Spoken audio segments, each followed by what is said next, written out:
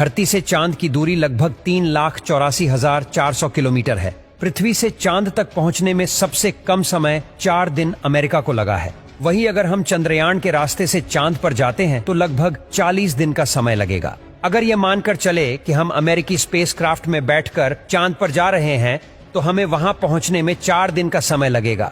4 दिन बाद हम चांद की जमीन पर होंगे। चांद की जमीन पर उतरने के बाद जो हमें सबसे पहले दिखेगा वो है चांद की जमीन। आपको चांद की जमीन उबड़ खाबड़ नजर आएगी। चांद की जमीन पर हर तरफ आपको बड़े बड़े गड्ढे दिखाई देंगे। जब आप चांद की जमीन पर खड़े होकर ऊपर की ओर देखेंगे तो आपको हमारा खूबसूरत ग्रह पृथ्वी नजर आएगा, जिसमें आपको पृथ्वी साफ साफ अपने अक्ष पर घूर्णन करती हुई नजर आएगी, लेकिन आसमान में हमेशा उसकी स्थिरता बनाए रखेगी। अर्थात चांद पर खड़े होकर पृथ्वी को कई वर्षों से अगर हम निहारते रहे तो वह अपनी जगह से टस से मस नहीं होगी।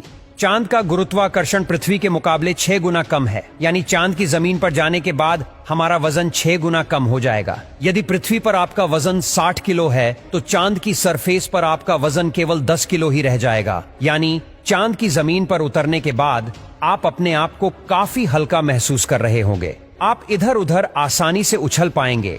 इसी कारण नील आर्मस्ट्रांग जब चांद पर चल रहे थे तब उछल उछल कर चल रहे थे, क्योंकि चांद पर पृथ्वी की तरह चल पाना संभव नहीं है। चांद की सतह पर नील आर्मस्ट्रांग और उनके साथियों के कदमों के निशान आज भी मौजूद है, क्योंकि वहां पर हवा न होने की वजह से वह निशान मिटा नहीं है। फिर थोड़ा चलने के बाद जब आप चांद पर इधर उधर देखोगे तो आपको बहुत सारा कचरा पेपर, बहुत सारे क्षतिग्रस्त सैटेलाइट और बैग्जा मिलेंगे। ये सारा कचरा हम इंसान ने ही फैलाया है। ये कचरा इतना ज्यादा है कि 5 ट्रक भर सकते हैं। चांद पर कचरा और ये पेपर अंतरिक्ष यात्रियों ने फेंके थे, जिसमें उनकी मानव मूत्र और उल्टियां है। अब आप चांद की जमीन पर खड़े हैं तो आपको सबसे ज्यादा खतरा आसमानी मौत का है। चांद का गुरुत्वाकर्षण कम होने की वजह से इसके पास कोई भी वायुमंडल मौजूद नहीं है।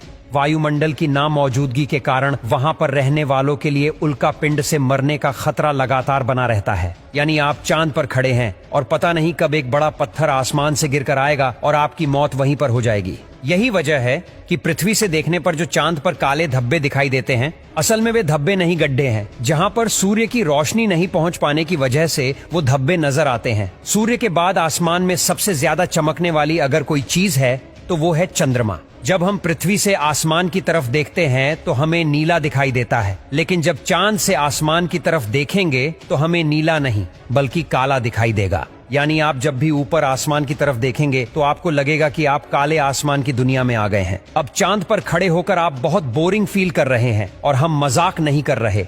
अमेरिकी अंतरिक्ष एजेंसी नासा ने वर्ल्ड रिकॉर्ड में अपना नाम दर्ज करवाते हुए चांद पर वाईफाई की सुविधा उपलब्ध करा दी है, जो कि 3 MBPS तक इंटरनेट स्पीड देता है। यानी आप आराम से चांद पर इंटरनेट चलाकर अपना एंटरटेनमेंट कर सकते हैं। अब आपका मन कर रहा है इंटरनेट तो बहुत हुआ, अब चांद से मैं पृथ्वी पर अपने घर फोन करके बात करता हूँ। आपने फोन मिलाया, फोन लग भी गया, लेकिन ये क्या आप बोल रहे हैं, लेकिन आपकी आवाज मुंह से बाहर नहीं आ रही है। जी हाँ, ये सच है। चांद पर आप कितना भी जोर से चिल्ला लें, आपकी आवाज मुंह से बाहर नहीं आएगी। धरती पर वायु की हमेशा हर जगह उपस्थिति रहती है, लेकिन चंद्रमा का अपना कोई वायुमंडल नहीं है, इसलिए वहां पर ध्वनि तरंगों का संचरण सामान्य रूप से संभव नहीं है। यदि आप चंद्रमा पर किसी को पुकार कर बुलाना चाहेंगे तो उस तक आपकी आवाज नहीं पहुंच पाएगी।